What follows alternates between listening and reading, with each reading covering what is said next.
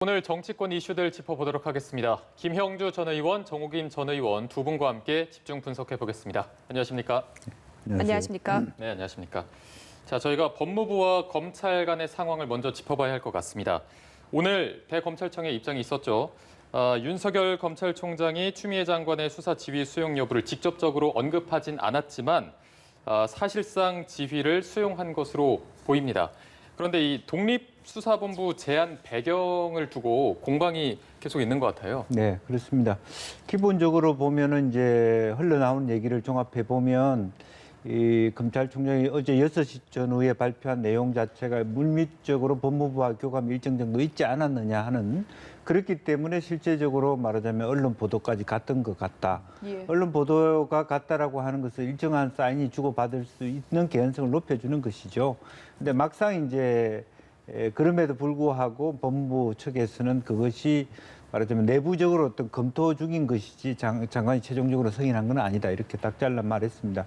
이제 그럼에도 불구하고 오늘 자세히 들여다보면 검찰총장이 큰 틀에서의 말하자면 장관의 지휘를 받아들이고 있습니다만은 어려운 용어로 썼습니다만은 실제적으로 소송이나 쟁송을 할 수 있는 여지는 있다라고 보는 겁니다. 쉽게 얘기하면 쟁송의 여지가 있다라고 하는 것은 검찰청법 8조와 12조의 충돌에 대한 문제거든요. 8조는 장관이 총장을 직접 지휘할 수 있다는 거고, 12조는 아시다시피 이제 총장이 전체 법률 검찰청을 말하면 지휘 감독하게 되는데, 장관이 검찰총장의 지휘 감독 권한을 하지 못하는 것까지 지휘할 수 있는가에 대한 쟁론이 있는 것입니다.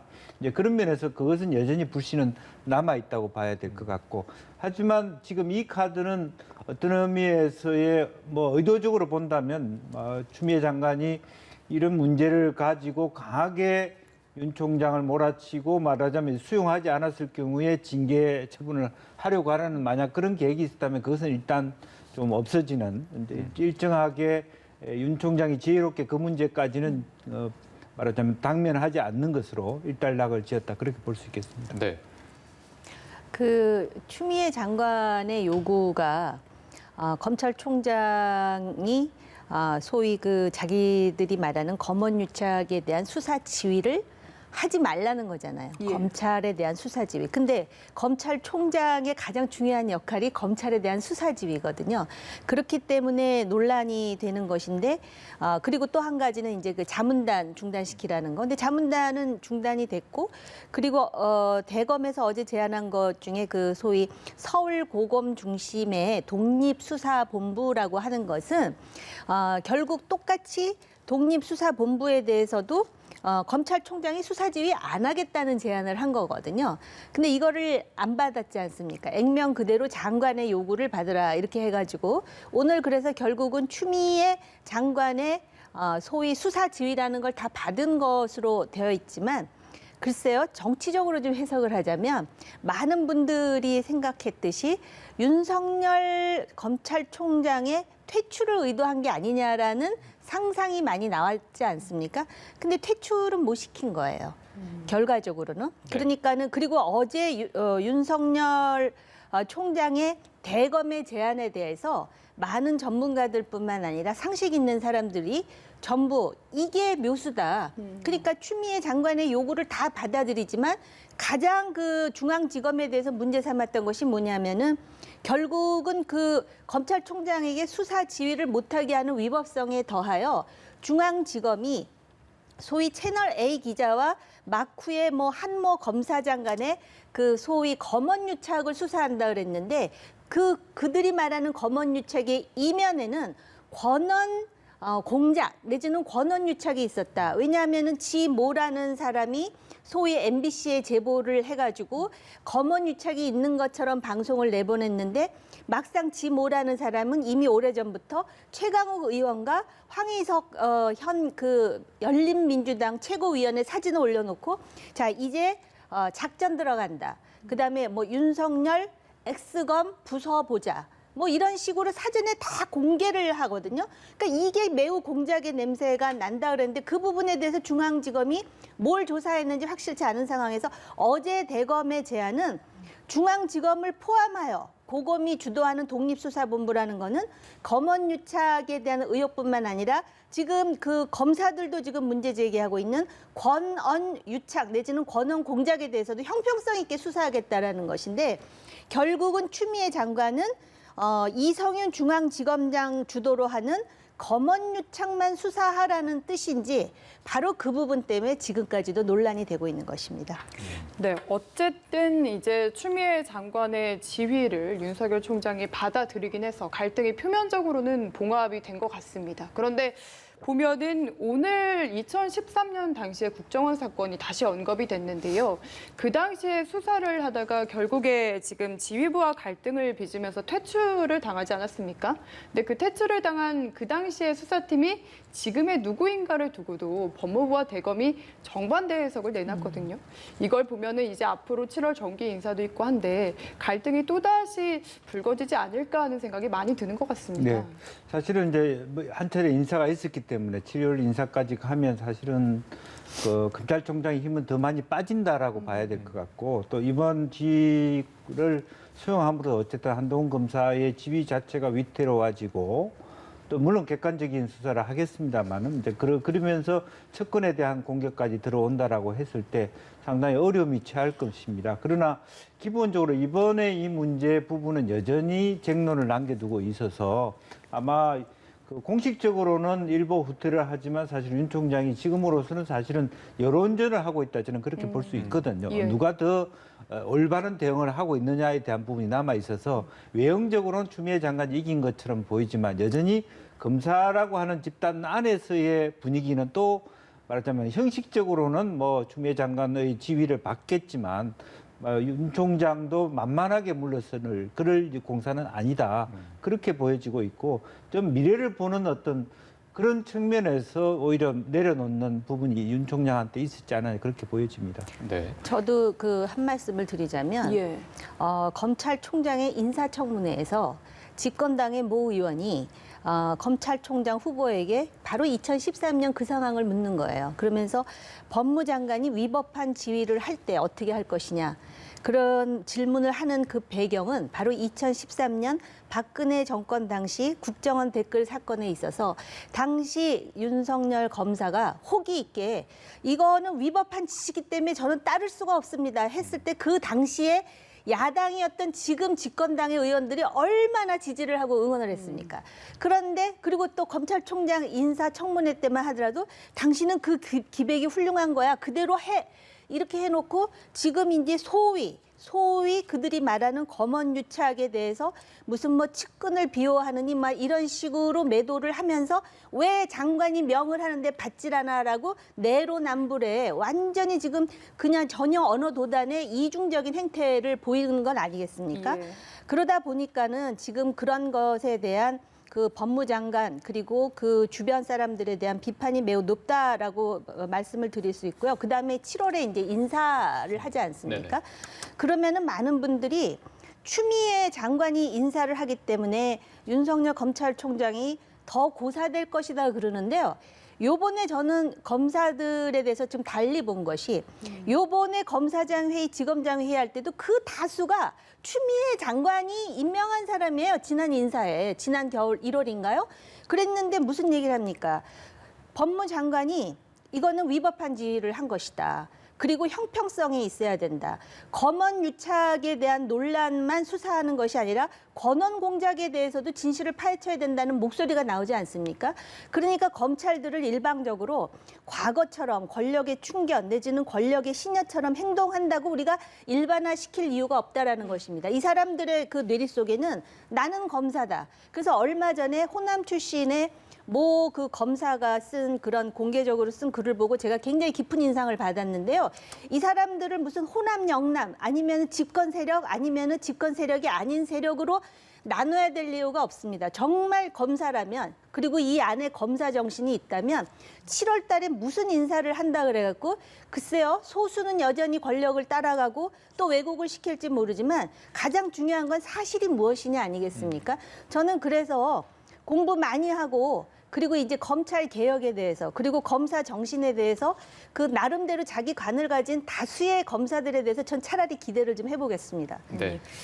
저희가 이 시점에서 지금 통합당의 움직임을 조금 보면 내일 법사위를 열고 윤석열 검찰총장을 불러서 얘기를 직접 들어보겠다 이런 입장도 밝혔고 하지만 뭐 윤호중 법사위원장이 이 부분은 거절을 했습니다.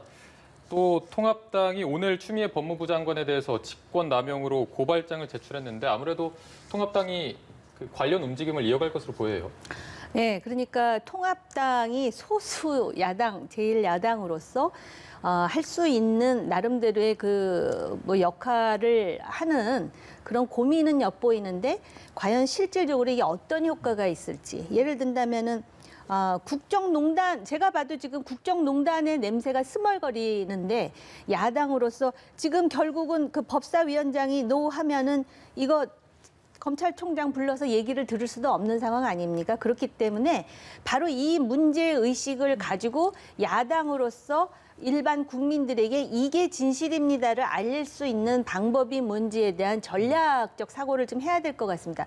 과거 야당처럼 지금 뭐 목소리만 낸다 그래서 그걸 들어줄 지금 그 관용 있는 여당도 아닐 것이고 그렇다 그래서 위원회를 열어줄 집권당이 아니라면 그러나 의원들은 정론관에서 자기 의견을 펼 수 있고 그렇기 때문에 지금 뭐 이 사건뿐만 아니라 여러 가지 사건에 대해서 많은 제보를 받고 조사를 해서 진실을 밝힐 수 있는 지금 어떻게 보면 통합당으로서는 지금 막 그 뭐라 그럽니까? 여러 가지 기회가 지금 생기고 있는 상황인데 너무 관성적인 대응만 하는 게 아닌가라는 개인 생각이 있습니다. 네. 그리고 이건 사실 주요 논점에선 벗어난 것 같습니다. 좀 난데없다라는 생각도 드는데 최강욱 대표가 어제 SNS에서 법무부 알림이라고 해서 글을 인용을 했는데 이게 논란이 되고 있거든요. 근데 사실 이게 기자들한테 공개한 내용은 아니고 알고 봤더니 추미애 장관이 쓴 글은 맞는데 보좌관이 좀 주변인들한테 알리면서 최강욱 대표한테까지 흘러 들어갔다고 합니다. 근데 이게 야권에서는 제2의 국정농단이다라는 표현까지 쓰고 있거든요. 여기에 네. 대해서는 어떻게 생각하십니까? 사실은 뭐 어떤 형태가 되었든 간에 부적절한 것이죠. 공식적 입장으로 채택되지 못한 부분에 대해서 나간 부분, 또 그것이 어떻게 유출되어 가지고 우연찮게 최강욱 말하자면 대표가 그걸 받아서 입장으로 받았는지 아니면 다이렉트리 직접적으로 연관을 갖고 장관 비서실에서 보좌관이 직접 논의를 하면서 그것이 만들어졌는가는 조사할 필요가 있다고 보여집니다. 이제 그런데 기본적으로 저는 그 좀 실망스러운 것이 말하자면 그 공직기강 비서관을 했던 분으로서 이런 일을 했다는 데 대해서 매우 안타깝게 생각을 하고요. 예. 그것은 그 사람이 청와대에 있던 국회의원으로 일하든 무슨 일을 하든 간에 자기가 해야 될 선을 넘은 일을 하고 있는 거잖아요. 사실 그런 면에서 조금 뭐 그 당의 대표니까 누가 뭐라고 할 수 없는지는 모르겠습니다만은 다시 한번 정말 이것이 정말 정도인가? 라고 하는 측면에서 좀 브레이크를 걸 필요는 있다 그렇게 생각이 듭니다. 네. 지금 의혹 어떻게 보고 계십니까? 일단 오늘이 7월 9일 아닙니까? 예. 네네. 그리고 어제 제가 알기로는 5시 몇 분에 그 대검의 제안이 나왔었죠. 오후 늦게 나왔었어요. 6시 전후로. 그렇습니다. 그런데 9분 정도에 나. 최강욱 의원이 어제 오전에 KBS에서 인터뷰를 해요. 예. 그러면서 뭐라 그러냐면은 대검과 법무부 사이에 줄다리기가 있는 것 같다. 그리고 그 인터뷰를 들은 그 모 언론인이 글을 하나 올려서 제가 읽어봤는데 그 내용을 한번 보세요. 그 인터뷰를 보면 최강욱 의원은 뭔가 그 안의 이야기를 상당히 많이 알고 있다라는 느낌을 안 받을 수가 없다는 거예요. 그리고 그 결과대로 나오고 어쨌든 법무부와 대검 사이에 줄다리기가 있다라는 말이 그 인터뷰에서 나왔거든요. 그리고 우리가 알다시피 윤석열 검찰총장이 고검장 전부 모여가지고선 검사장 결국은 회의를 했고 지검장 마라톤 회의를 했잖아요. 예. 그리고 나서 제가 언론을 통해서 알기로는 많은 원로들과도 얘기를 했습니다. 그런 대검이 일방적으로 제안을 했다고 보십니까? 여기 최강욱 의원이 말했듯이 법무부와 줄다리기를 했다라는 건 끊임없이 의논했다라는 얘기예요. 그래서 나온 제안이 어제 저녁에 6시 전후로 나온 그 대검의 제안이에요. 서울고검 중심으로 해서 독립된 수사본부, 나는 관여하지 않겠다. 이거였단 말이죠. 그랬는데 그리고 나서 100분이 지나서 추미애 장관이 내 말대로 하라라는 그 입장이 나오지 않았습니까? 예. 그리고 어제 밤에 그 소위 문제가 되는 법무부 장관 입장문 가안이라는 거. 그게 어젯밤에 나온 거예요. 맞습니다. 그리고 예. 실제로 공식 입장문은 오늘 아침에 나왔잖아요. 네. 그 이상하지 않습니까? 그러다 보니까 아니 이걸 과거에 최순실이라는 사람이 박근혜 대통령 공문에 대해서 미리 읽어가지고 그것 때문에 국정농단 소리가 나왔는데 어떻게 이게 다른 사람도 아닌 최강욱 의원, 물론 최강욱 의원은 뭐라 그러냐면 언뜻 올라온 다른 분의 글이라는 거예요. 예, 네, 예. 그걸 그랬는데 복사했다고 또 했죠. 법무부 알림이 아니라고 또 다른 분이 얘기를 해줘서 자기가 그거를 내렸다 그러거든요. 그런데 언뜻 올라온 다른 분의 글이라 그래서 그걸 내렸다? 당당하면 왜 내립니까? 지금 그 제 얘기는 아니고요. 그분들이 흔히 쓰는 표현을 하면 참 냄새가 많이 나요. 여기저기서. 그래서 이 부분은 야당에서도 이거 정말 엄청난 농단이다. 근데 제가 볼 때도 이거 농단의 그 징후가 보인다는 것이고 그리고 이 최강욱 의원이 이런 글을 쓴 것에 대해서 왜 의심하느냐. 제가 아까 말씀드렸잖아요. 이 사건의 단초는 그 전과가 5범이나 되는 사기 횡령 그리고 지금도 그것 때문에 조사를 받아가지고 출국 금지가 된 지 모라는 사람이 MBC에 제보를 해서 이 사건이 발단이 난 거잖아요. 근데 지 모라는 사람이 SNS에다가 최강욱, 황희석 얼굴 올려놓고 자 이제 작전 들어갑니다. 윤석열 엑스검 개검이라는 표현은 방송에서 쓰면 안 된다 그래서 그거 부숴보자. 뭐 이렇게 얘기를 했는데 하필이면은 이 최강욱이라는 분이 어제 그 법무부에서 공식으로 내지도 않은 근데 가안인 건 확실한 그걸 올렸다 그러면 상식적으로 누가 봐도 이건 뭐지? 하는 생각 안 듭니까? 대한민국이 그 정도의 상식도 없습니까? 예, 근데 아직까지 뭐 정확히 밝혀진 건 없으니까 네네. 저희가 아니 저는 그러니까 팩트만 예. 지금 시계열로 말씀을 드린 거예요. 그럼 다들 느끼시겠죠? 이게 뭔 일인지. 예, 알겠습니다. 저희가 이 부분과 관련해서 좀 더 정확히 사실이 밝혀진 내용이 있으면 좀 더 이야기 나눠보도록 하겠습니다. 민주당 이야기로 넘어가 보시죠. 김부겸 전 의원이 당대표 출마를 공식 선언했습니다. 저희가 출마 선언의 일부를 준비했는데요. 함께 들어보시죠. 내년 4월에는 부산시장 선거를 비롯한 재보궐선거가 있습니다. 그리고 내년 9월쯤부터는 민주당의 대통령 후보를 뽑는 선거가 시작됩니다. 그리고 2022년 3월 달에는 대통령 선거가 그리고 6월 1일에는 지방자치선거가 실시됩니다.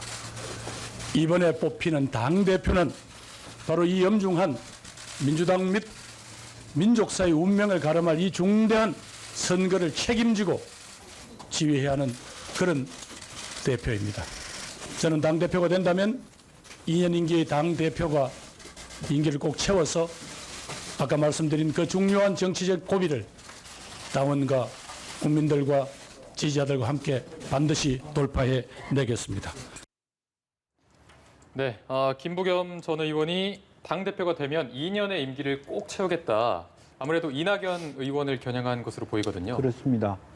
뭐 그런 의미에서 상대 후보가 할 수 없는 일을 자기가 자임한다라고 하는 것은 아마 전략적으로 의미가 있겠죠. 그리고 이제 말하자면 후보 당대표가 되고 대통령 후보로 나가는 부분에 대해서 조금 그동안에 분리해 간다라고 하는 원칙에서 자기가 더 선명하고 정당성이 있다라고 하는 측면. 그리고 이제 민주당으로서 좀 부족한 부분이 영남 지역의 표를 자기가 가져올 수 있다라고 하는 측면, 그리고 객관적으로 할 수 있다. 이제 이런 것들을 강화시키면서 사실은 원래 그 다른 뭐 원식 뭐 또 비롯해서 출마를 하고자 하는 분들이 다 없는 상태에서 그 1대1 구도가 되게 그렇죠. 됐습니다. 그래서 어깨가 더 무거워지고 저는 김부겸 그 이번에 나오신 후보가 훨씬 아주 힘있게 선거운동을 했으면 좋겠습니다. 그래서 좀 국민들이 관심을 가질 만큼 김 빠진 전당대회가 아니라 아주 초박빙이 되는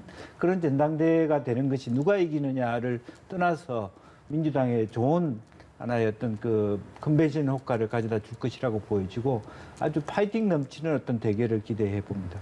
네, 약간은 이낙연 의원보다는 조금 늦게 출발을 하기도 했고 또 원외 인사기도 하고 네. 이번에 코로나19 때문에 또 비대면으로 전당대회가 치러질 가능성이 높지 않습니까? 네. 이런 부분들은 약점이기도 한데 네. 또 어떤 점을 공략해야 김부겸 전 의원이 승산이 있을 거라고 보십니까? 글쎄 아무래도 이제 그 동안에 그 정치권 내부에서 그동안에 보면 이낙연 후보에 비해서 김부겸 후보가 그렇게 점수가 낮지 않습니다. 그동안에 해왔던 의정활동이라든지 대인관계라든지 그런 면에서 오히려 역으로 국민 전체에 대한 인지도와 지지율은 이낙연 후보가 높지만 예. 의외로 당내에서 그만큼 깊이 있게 이낙연 후보가 파고들고 있지 못하기 때문에 그런 지점들을 공략하는 것이 의미가 있다라고 하는 것이고 조금 더 뭐 현역이 아니기 때문에 여러 가지 자유 시간이 더 많을 수 있고 또 그런 측면에서 그동안에 해왔던 여러 가지 경로, 뭐 17대부터 와서 지금까지 해왔던 여러 가지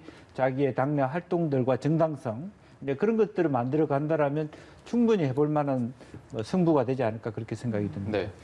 야권에서는 어떻게 바라보고 있을까요? 저는 사실은 이제 당적은 없지만 예. 이분들하고 상대당에 과거에 몸담았던 사람으로서 참 정말 그 두 분 다 표현이 뭐하지만 정말 장점이 많고 양질의 그런 정치인이잖아요. 근데 요즘 젊은 분들 표현대로 핫하지는 않아요. 그냥 좋은 분들이라는 예. 느낌이 들고 그리고 이제 많은 분들이 그래도 이낙연 의원이 당대표로 되는데 좀 유리하지 않을까 아마 그렇게 생각들을 하시는 것 많이들 같아요. 예, 그렇습니다. 근데 이제 뉴스를 해보셔서 알겠지만 개가 사람을 물면 뉴스가 안 돼요. 사람이 개를 물 때 이게 핫한 뉴스가 되고 아마 김부겸 후보가 정말 우리 김 의원님 말씀하셨듯이 맹추격을 해갖고 누가 당선이 될지 가늠하지 못할 때 아마 대중들의 관심을 끌지 않을까. 이분들 말씀대로 지금 위기 상황이고 먹고 살기 힘들어서 제가 볼 때 별로 관심 못 받을 것 같다라는 생각도 들어요, 개인적으로. 네, 알겠습니다. 앞으로의 행보를 조금 더 지켜봐야 할 것 같고요. 저희가 다음은 요즘 가장 뜨거운 부동산 정책과 관련해서 얘기를 나눠보도록 하겠습니다. 지금 고위공직자나 여권 내 국회의원의 이 다주택 처분에 대해서 여론이 심상치 않은데 관련해서 먼저 여야 입장을 들어본 다음에 대담을 이어가겠습니다. 다주택자와 투기성 주택 보유자에 대한 종합부동산세를 대폭 강화하는 입법안을 7월 국회에서 우선 처리하겠습니다. 투기 근절과 부동산 안정화를 위해서는 국회의원을 포함한 고위공직자의 솔선수범이 기요합니다. 다주택 국회의원과 고위공직자는 실거주의 주택을 신속히 처분할 것을 권고합니다. 여론을 모모하기 위해서 공직자들이 가지고 있는 이 부동산 문제까지 지금 거론이 되고 있는 상황이 아닌가 이렇게 생각합니다. 지금 정부가 어서 오래전서부터 공직자의 재산 등록을 해왔고 그 재산 등록 상황을 갖다가 일반 국민에게 공표해 왔습니다. 정부가 사실은 실질적인 정책의 실패를 호도하기 위해서 또 엉뚱한 소리를 하지 않느냐 하는 이런 생각이 듭니다. 네, 부동산 대책만큼 뜨거운 게 현재 다주택 국회의원, 고위공직자들의 주택 매각 문제가 아닐까 싶은데 일단 뭐 솔선수범을 보여라 이런 입장인 거죠? 네, 이제 솔선수범을 보여야 된다는 것은 뭐 국민들의 따가운 눈총과 비판을 받는 입장에서 해야 되는 것인데 더군다나 이제 좀 더 세밀하게 들어가면 국토위라든지 또 기재위라든지 부동산 정책에 관여될 수 있는 상임위를 맡은 그런 국회의원들의 입장에서는 가급적이면 다주택자가 배분되지 않는다든지 이제 그런 것들을 실제 솔선수범할 필요가 있습니다.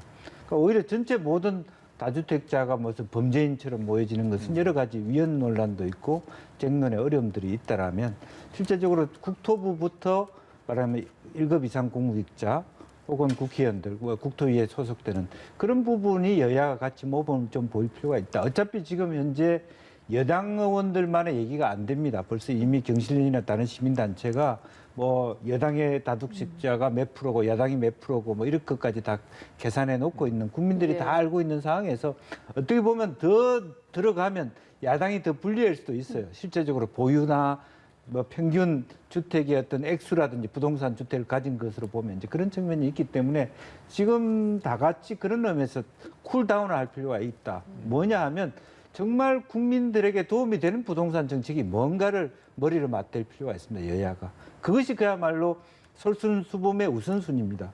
그리고 또 하나는 1급 공직자와 여야 국회의원이 말하자면 집을 내놨을 때 누군가 살 수 있도록 누군가 팔 수 있도록 좀 그런 부분에 있어서 길을 터줘야 되는데 지금 현재 좀 마땅치 않게 생각하는 것은 뭐 보유세, 양도세, 취득세 모두를 다 올리겠다라고 하면 가령 11억, 20억 되는 뭐 아파트를 팔려고 내놨는데 세금을 10억 내라 이런 예. 것이 현실이라면 다주택자 역시 현재 그렇게 됩니다.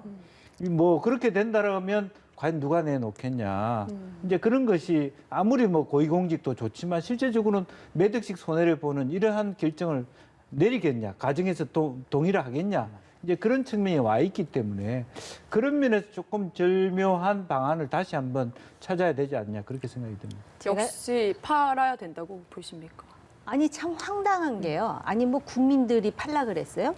지들이 하겠다 그런 거예요. 지들이 1월 달에 갑자기 청와대 뭐 다주택 뭐 하면은 한 채만 남겨놓고 자기네들이 하겠다 그랬어요. 그리고 그 뭐지?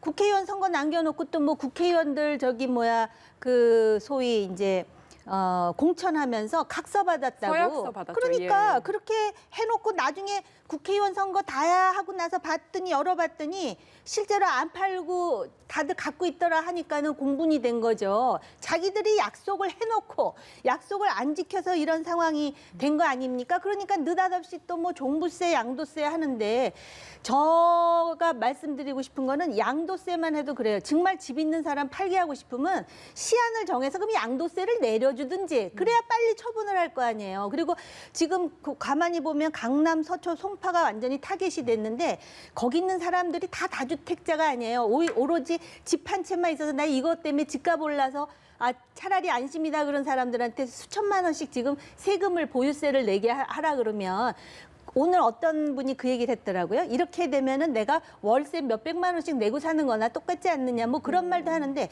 5천만 국민이 5천 가지 사연이 있고 이런데 이것도 아주 단순하게 생각하는 거죠. 그러다 보니까 이런 그 어떤 시행착오가 나오는 거고요. 야당에 대해서도 한 말씀 드릴게요. 예. 그랬더니 또 느닷없이 원희룡 제주지사가 그러면 야당도 무슨 부동산 뭐 백지신탁 저 듣도 보도 못한 얘기인데 그걸 하겠다고 야당에서 그런 거예요. 그러다 보니까 그리고 막상 경실련에서 조사해 보니까 의원 수는 103명밖에 안 되는데 이것저것 따져 보니까 부동산이 더 많다는 거 그렇죠, 아닙니까?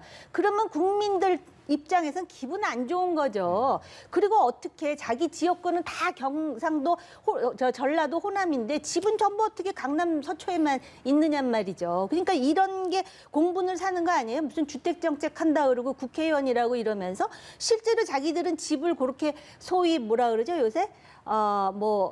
톨똘한 한 채 내지는 다주택을 갖고 있고 심지어는 또 전직 대통령 아들은 왜 그렇게 집이 많습니까?